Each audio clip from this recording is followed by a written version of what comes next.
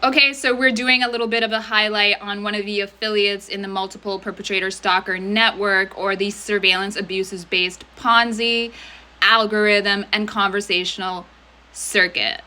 This woman's name, or the username, is Kenzie, and she's one of the people that I guess sees herself as some type of an author. There's a lot of people who want to be in the creative industries, so publishing, media, performance, acting, music. A lot of these people are using this network to elevate themselves socially, monetarily, being monetized. They steal content. They are inspired off of the people that they stalk. They copy people, clone, replace, stop, block, replace. That's their ethos in this network. So they place people under surveillance. They hack them. They stalk them. And then they create insight like this. This is what one of the affiliates would call insight, okay? And it's all based on targeting people. So let's glean the insight that this affiliate is taking from targeting people.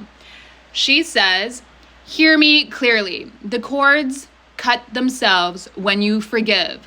I'm not talking about just saying you forgive. I'm talking about overstanding the situation and even praying to God that your perpetrators get another life, even if that's not with you, to overcome the entity that took over their body in regards to you.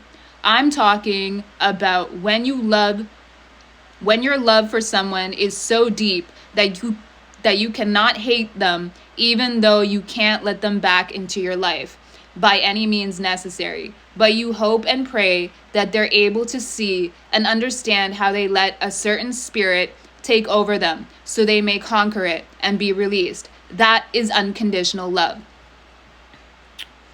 Well, first of all, love is conditional. You should never love somebody unconditionally, because when they fuck you over, you have to sit there because it's proving to them that it's unconditional love. No. If you love somebody, you're not going to put them in shitty situations, right? This is what considering somebody and being conscientious is all about. You don't put their life in danger, and you especially don't put their life in danger on purpose, like this network likes to do, for money, okay?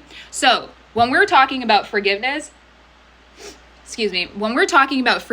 you need to take into consideration the actual situation. Now, is it somebody who just did something stupid? Fine, you forgive them. But if it's somebody who's committing crimes and trying to take your life, I don't think forgiveness is so easy. And I don't think that it should be a factor in whether or not you are unconditionally loving someone or people or in general, okay? It's not based on that at all. You don't have to forgive these people in this network that are running around targeting people with surveillance abuses so that they can make a livelihood. They want to gaslight people into thinking that it is just some spiritual, religious thing when it's organized crime, okay? So these people want to manufacture consent through forgiveness. When you forgive this type of crime without real-world justice, you are manufacturing consent. And I do not consent to surveillance abuses or being targeted for the livelihood of a network of people who could just go out and get a regular job, like me. Okay, Kenzie? So, forgiveness is an individual thing, and you can just detach, let go, transcend. You don't have to talk to these people. If they wanted to kill you, like they're often trying to do, then you can just consider them deleted, or yourself deleted. They wanted you dead anyways, so why do you have to sit here and be conscientious towards somebody else's consciousness of guilt? Because that's often what's driving these requests for forgiveness as well, is a consciousness of guilt.